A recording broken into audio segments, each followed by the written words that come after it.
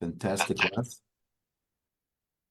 Today we're going to continue about the blessings of the Torah.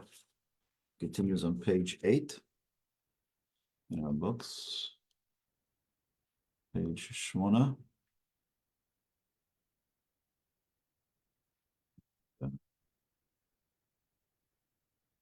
Just give me a second here.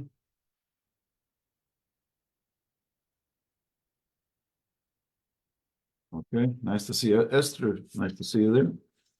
Baruch Hashem. I see a picture of you. That's good. And Henry, that's very nice. Okay, welcome everyone. And today we're going to be Mazel tov. No, Yeah, Mazel tov, Rabbi Plotkin. Thank you. I was on mute. Okay, I'll mute myself. Yeah, Yeah. all the best. Yeah, we're so excited. Thank you so much.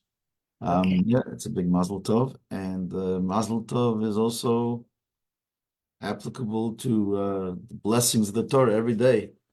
We Yeah. wake up in the morning and we thank Hashem for numerous things. We thank Hashem. We can walk, we can talk, we can put on our clothing.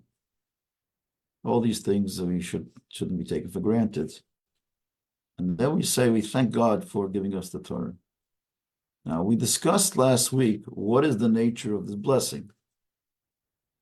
And we came to the conclusion that really it's almost threefold.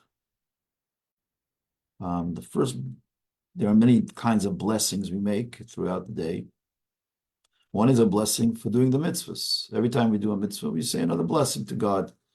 We bless Hashem when we blow the shofar. We bless Hashem when we light the Shabbos candles. We bless Hashem when we shake the lulav, or we light Hanukkah candles. Every mitzvah we do has a particular blessing that we say before we do the mitzvah. That's one category of mitzvot, of brachot. Another category of the blessings is a blessing for pleasures in life. When we derive pleasure, when we partake in the pleasures of this world, we recognize that these pleasures don't belong to us. They're God-given. And so we thank God for allowing us to partake in the pleasures of the world. So before you eat an apple, a delicious, yummy apple, you need to make a bracha, borei priya eitz. When we eat bread, we say, Amotzi lechem min haaretz. When we eat a piece of fish, we say, Shakol niyam dvaro. Every pleasure that we eat, we absorb, there's a bracha for it. That's known as birkat hanehenin, blessings for pleasures. As the Talmud says, that it is forbidden to partake in any pleasure of the world before we thank God for it. And if we do, it's a form of theft.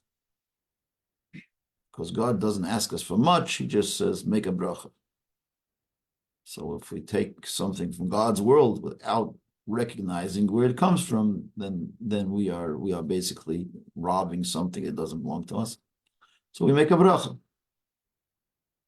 That's a second form of brachot. So if you give a look, the very first part of the bracha is we say Asher kedeshanu b'mitzvotav v'tzivan al divrei Torah. So that is the bracha on the mitzvah concerning the words of Torah. But really, there are three parts to this blessing. The second half of the first blessing starts with v'harev na, and God make these words sweet to us. So we recognize that the Torah is sweet, pleasurable, and it's just like you can have a pleasure that you absorb in your mouth, you could also have an equal pleasure, maybe even a greater pleasure in the brain. People many times don't recognize that a deep thought is as pleasurable, if not more, than a delicious food. Right? So when we study Torah, we savor it, enjoy it with the tool of our brain. That's equally sweet. Right? As we say, the Torah Torah Hashem Tamima, the Torah is complete. Shivat Nafesh, it revives my soul. And then we speak about the Torah as mitukim. It's sweeter than sugar and than honey. Certain sweetness. What does sweetness mean? Sweetness means when something resonates with your taste buds, then you say it's sweet. If it doesn't resonate with your taste buds, then you say it's yucky. It's no good, right? So sweetness is a resonation. That's what sweetness is. It's a resonation. I mean, even amongst foods, you have two kinds of foods. You have a sweet food, and then you have a sharp food, let's say.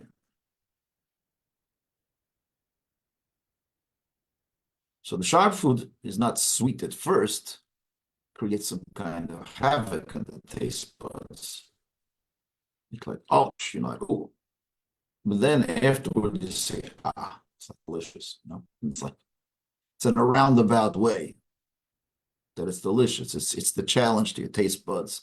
It doesn't resonate initially, but it's you overcome the challenge, and that resonates with your taste buds. So there's a resonation that comes from the overcoming of the challenge of the sharpness of the food. But at the end of the day, it's still about resonating with you. And the same is with intellectual pursuits. There is a sweetness. There's a sweetness in the Torah that resonates with us. Likewise, you might have sometimes a question on something you study. That is like the sharp food. It's not resonating initially. And it like hurts your brain because it's hard to understand it. When I teach you something in Kabbalah about the infinite, and it's like something that's infinite, and the brain is finite, and it's like, ouch, I can't grasp this. It bugs me. It hurts my brain. But then when you do grasp a little bit of it, you say, it's beautiful, it's sweet. Ultimately, it becomes sweet. So Torah, when we study Torah, it's sweet to our soul. Now, it's sweet both in terms of its intellectual power and capacity and depth, and we were blown away by the beautiful ideas. Torah is a resonant, and it also resonates with our soul. Torah has a secondary benefit in terms of its sweetness. It's sweet because it resonates with our minds, and it's even sweeter because Torah is our wisdom. It's God's wisdom. It's the wisdom of the Jewish people. There's some deeper resonance that come up in our mind and our heart when we study Torah. There's a deep sense of nostalgia when we study Torah, where we learn something from our parents and our grandparents, the wisdom of Moshe and Rabbi Akiva. And so when you connect to all of that, you really feel good. You feel good because this is the same ideas that your parents and grandparents and great-grandparents pondered over. Same thoughts. And it went through their minds. And now that same idea is being shared with your mind. So you feel close to the whole history, to our past. And that, as a Jew, is extremely sweet. So that's the second bracha of the Torah. That's the bracha we spoke last week about. V'hariv no, we say, Hashem, make this Torah sweet. And recall we said last week that when the Torah is sweet to you and you enjoy it, then your children will also continue. And that's why we say afterward the bracha, may our children and our grandchildren, may they all be knowledgeable of Torah. Because chances are, if you enjoy it, your kids will enjoy it as well. Right? The kids see what the parents enjoy. And that joy is infectious. It's intergenerational. It goes from generation to generation. So that was in a nutshell, last week's shiur, or the second bracha. second part of the first bracha, which I divided the first bracha into two. Birkat ha-mitzvot, asher kedeshanu b'mitzvotav, the blessing for the mitzvah. And the second bracha is the blessing that we make over something which is pleasurable in this world. And we need to make the bracha to redeem this pleasure of the physical world from God. Because God wants us to recognize him every time we derive pleasure from the world. So we're good with that so far? Yeah, I guess so. Today we arrive at the third segment of the brachas, which is the second bracha. It's the third segment of the brachas, which is the third bracha, which is Asher Bachar Bonu. Now this is an interesting blessing, which is a blessing when a man is called up to the Torah. He says this very same blessing that we say every morning. In the morning, everybody says it, men and the women say it. But when we go up to the Torah, obviously only men have aliyot. So they would say this bracha, even though they said it in the morning, they'll say it again when they called up for an aliyah to the Torah. But this same bracha, which is said by the Torah, is recited by everyone. Davening in the morning. Second bracha on the Torah that we say before we start our day and we study Torah. Now this second bracha, or the third segment of the bracha, is another kind of bracha, which is a blessing of thanksgiving. There are many brachas which are called birchas haidah, where we thank God for things in life. Like one of the popular thank you blessings is Birkat Hagomel. When a person goes through a dangerous situation, there is a blessing that is recited in the synagogue or by the Torah. It's known as the Gomel. Gomel is when you come out of hospital, or you come from a dangerous trip overseas, or from an airplane, or when somebody comes out of prison, which is a challenging place on its own. So it says, the Talmud says, there's 4 people that need to make this special blessing, but that falls in the category of birchas hoda'ah, blessing of thanksgiving. And there are numerous other blessings which tie in with that. So, but this might be one of the blessings here, is we thank God for the opportunity, for giving us the opportunity to study the Torah, for giving us the Torah, for giving us, the Jewish people, particularly giving us the Torah. And as the blessing says, blessed are you, God, King of the universe, Asher Bachar Bonu Mikol Hamim, who chose us from all the nations. V'natan lanu et Torato, see the bracha, bottom of page 8, and has given us the Torah. Blessed are you, God, for giving us the Torah. So God gave us the Torah for free. He gave it to us. He chose us as a people. He says, here, I'm giving you the Torah. And for that, we are thankful every morning for that great gift, for that great opportunity. But this blessing still needs a little bit of understanding what's going on over here. How does this jive with many of the different medrashim and sections of the Talmud which discuss how the Jewish people received the Torah? Everyone knows, every child in Cheder knows the story that the Medrash writes, that when God wanted to give the Torah to the people of the world, it said that he went to every nation and he asked them, he gave them the opportunity to take the Torah. This is what the Midrash says. Obviously, a lot of it can be metaphoric. Whether he spoke actually to the nation, or he spoke to the angel of the nation, or how that exactly transpired. Medrash is very much a metaphor for a lot of other things, but the idea still holds very strong idea, and it's a very central pillar of Judaism. This story that the Medrash says that God approached every nation of the world, and he asked them whether they would like to receive the Torah and the Ten Commandments. The Medrash goes on in a long explanation. He said he went to one nation and they said, what's written is God said, thou shalt not murder. So the murderous nation said, no, we can't, we can't take that. The Nazis, they said, oh, we can't take that. Murder. We're not gonna say thou shalt not murder. Forget it. Torah is not for us. Then they went to another nation, a nation of thieves. They asked what's written, and God said, thou shalt not steal. They said, no, we can't. That's our survival, stealing. That's how we're pirates, we're whatever.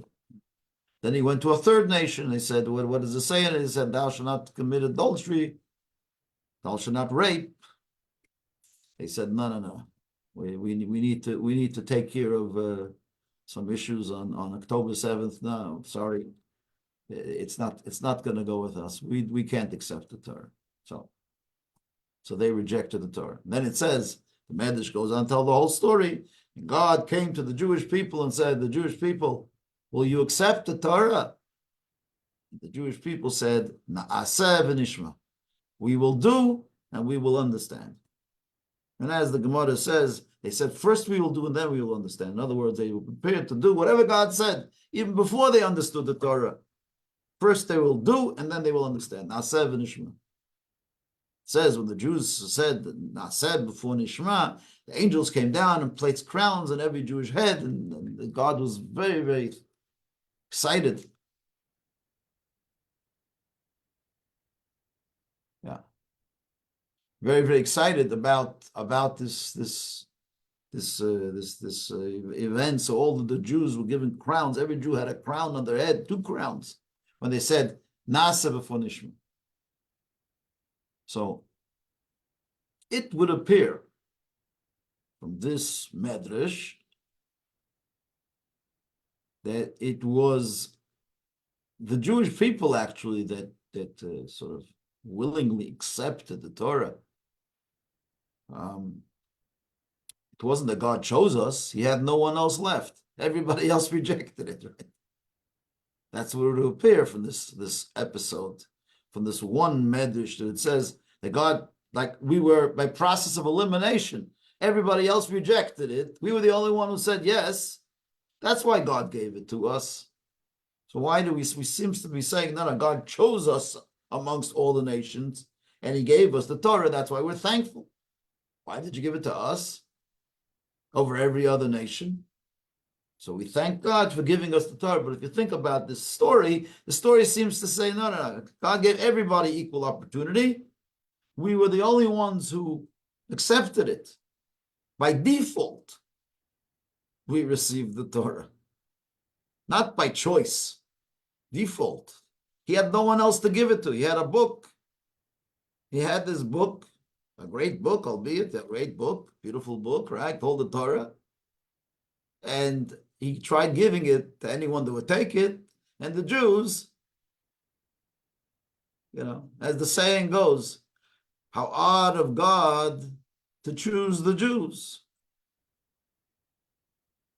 And then the response is, it's not so odd. The Jews chose God. Ever heard this? It's a famous jingle. How odd of God to choose the Jews. It's not so odd. The Jews chose God. So it's not God chose us and gave us the Torah. According to this medrash, the Jews are the ones that chose God. We are the ones that no one else wanted to take this book and commit their lives to so many laws and disciplines, and we were prepared to do it. So it's a little bit of a question on this bracha, where we say, thank you, God, for choosing us and giving us the Torah. It's like, that sounds to me like you have a bunch of children and there's an inheritance and a parent chooses one child over the other and gives them a bigger portion, right? And then the child comes to the parent and says, thank you, my parent, for choosing me over the others. But if all the other kids say, we don't want our parents' inheritance, keep it. We're not prepared to take the conditions. And one child says, okay, I guess I'll take it. I want to do it, right? I'm prepared to do it. So it's not so much the choice of the parent, it's more the choice of the child. That's what that medrash would appear. Yet, there's another Gemara that says something totally different. There's a Gemara that says that when God was about to give the Torah to the Jewish people, it says the whole universe was shaking because of this momentous time. The whole universe was in upheaval. And when God came down into the mountain, it says the Jewish people, they stood at the bottom of the mountain, at the foot of the mountain, that's what it says. But the Torah says a very strange language. It says they stood not at the foot of the mountain, but it says B'tachtitahar, on the bottom of the mountain, underneath the mountain. So the Gemara in Shabbos says that what it means that the Jewish people stood underneath the mountain, not at the foot, but underneath. It says that God grabbed the mountain and pulled it out of its roots and placed the mountain over the head of the Jewish people. And he said to the Jews, if you accept the Torah now, is good. And if not, I will drop the mountain on your heads, and this will be your burial place. That's pretty radical. And this will be your burial. Here will be your, all the Jewish people will be under the mountain. That doesn't sound to me like a choice of the Jewish people. This Gemara seems to sound like religious coercion. That's what it sounds like to me. It sounds like some laws in Israel where they tell you what to do, and everybody says, oh, kviyat datit, it's religious coercion. The beaches are closed on Shabbos. Oh no, religious coercion. The buses are not running on Shabbos. It sounds like this religious coercion was what God exercised on the very first day of the Jewish acceptance of the Torah. Now, if you have a mountain hanging over your head, for sure you'll say, we will do. We will do and we'll understand, right? Nasif and Ishma.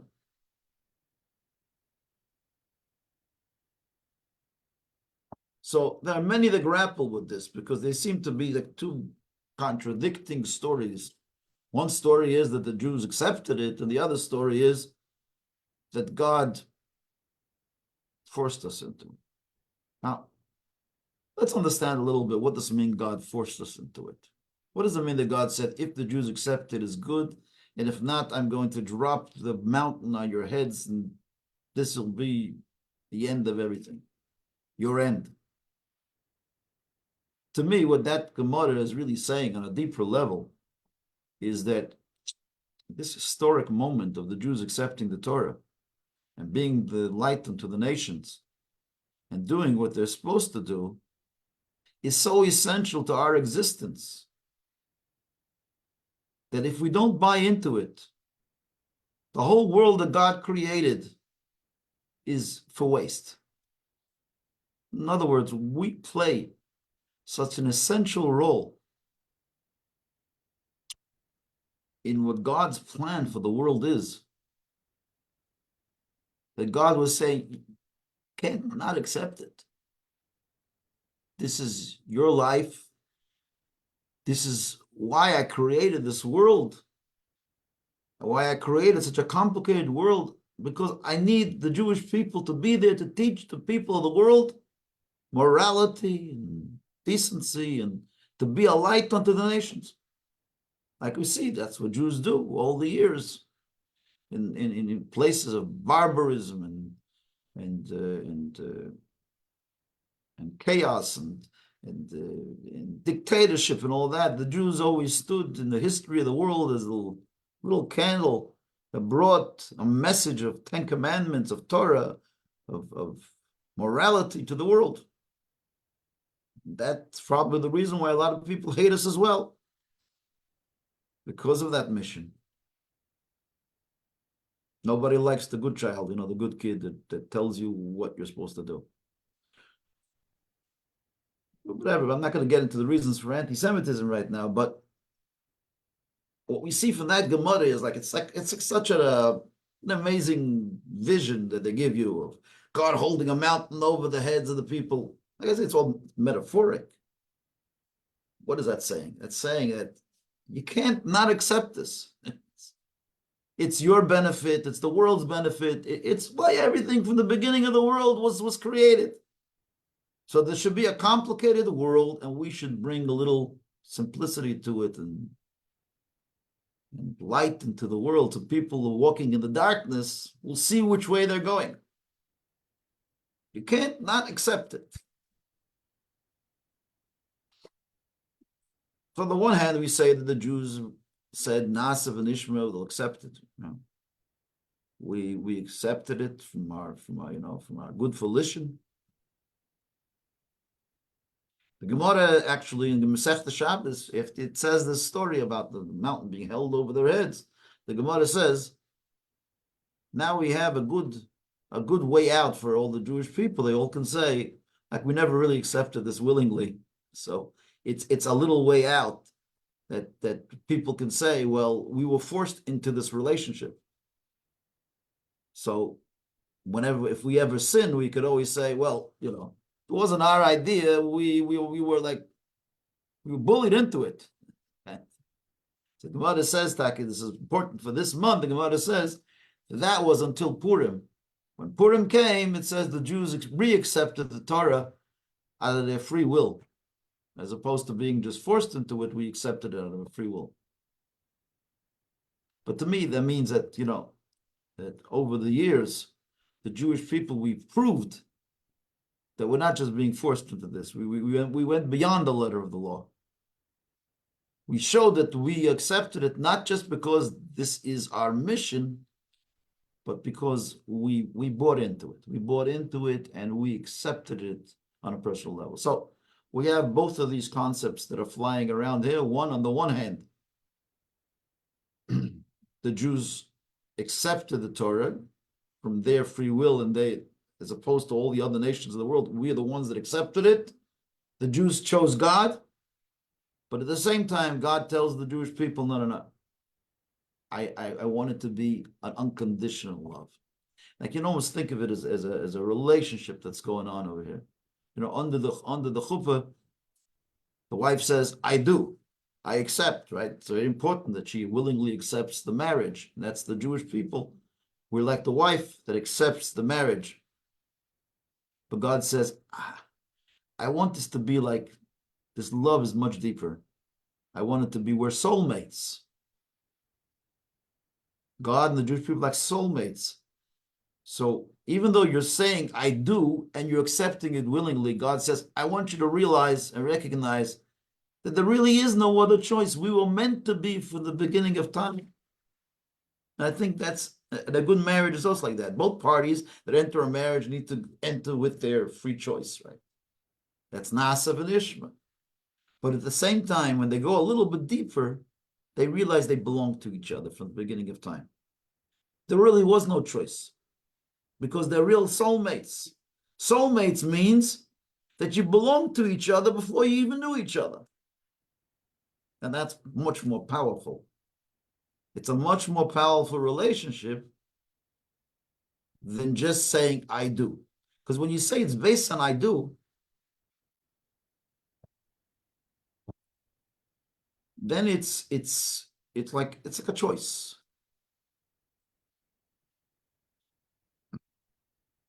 Yes or no.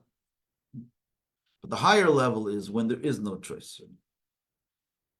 I'll tell you, a lot of people ask me about, freedom of choice, whether there is really freedom of choice.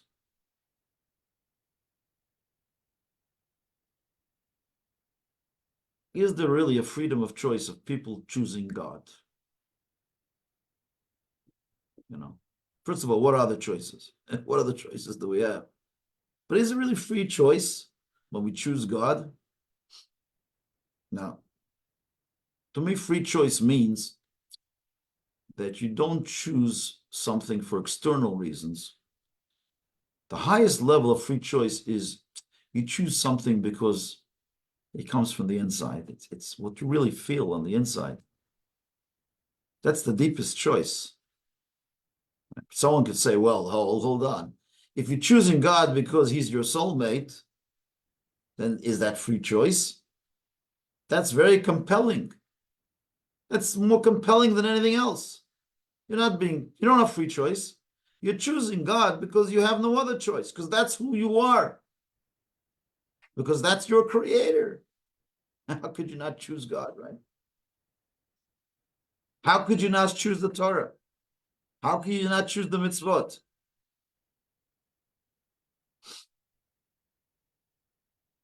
But what's the answer? The answer is freedom of choice means that you're not choosing something for outside. You're not being compelled from the outside.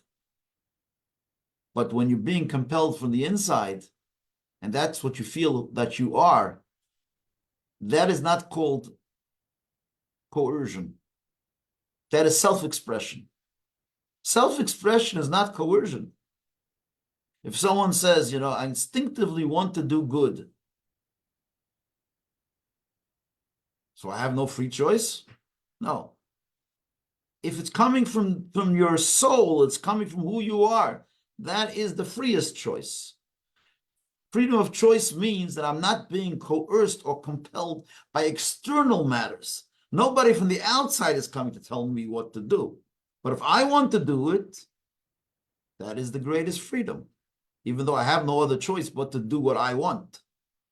I'm not going to do what you want. I'm going to do what I want, right? Anyways, this is a deep concept. But the point that I'm trying to bring over here is to all of you is a very important nikudah. And that is, when God placed the mountain over our head, he was saying, yes, I know that you chose me, but I want you to know that my love to you is so unconditional because there is no other choice. And that is the greatest freedom. When you're choosing from a place where there is no choice. You're choosing from your deepest soul level. That's how God chose the Jewish people. And that's what we say in this bracha. Baruch atah Hashem Elokeinu melech haolam. Blessed be God.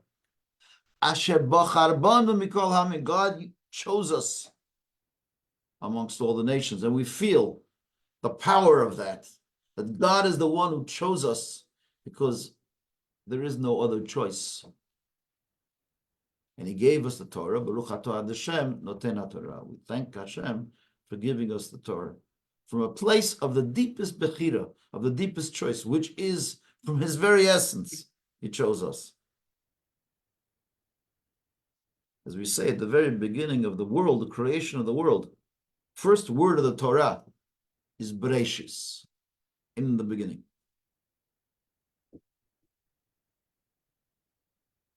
So what does it mean, in the beginning? In the beginning, God created. It's a strange word. Sure said, and God created that. Why in the beginning? Because it's brought down that the Jewish people are called Reshis. Reshis Arisa. So we are the first of his dough. When you make a challah, you take the first piece of dough and you give it away to the Kohen. The Jewish people are called the first of God's dough. So when God said, Bereshit bara Elokim, who was the Reshit? He was already thinking about the Jews from the very, very beginning, from the very first word of the Torah. His first fruit, his first creation, this was his plan. The plan of the world was in the Jewish people. From the very, very beginning, from the very first word of the Torah. He chose us from amongst all the nations. So he gave us the Torah, he gave us the manual for the world, how to work the world, and to teach the rest of the world. So this is the blessing of thanksgiving. We are so thankful for Hashem, for choosing us and making us who we are.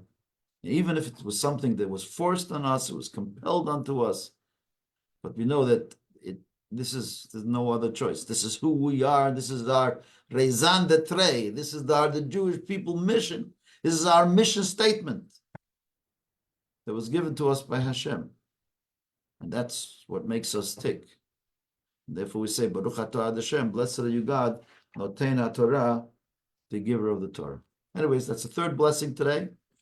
And next week we continue along the lines of the blessings of the Torah. And immediately after we read the blessings of the Torah, we right away study a little bit Torah. And we're going to see those pieces that they chose, the sages chose 2 pieces of Torah to study right away after you make a blessing of the Torah. One from the written Torah and another one from the oral tradition. And that's the next 2 pieces that appear in the morning blessings. Okay, so stay tuned, and I'll leave you in great anticipation for the next class. I wish you all a Shabbat. Anyone have any questions on what I said? I know it was a little bit of a complicated class, but anyone have any questions?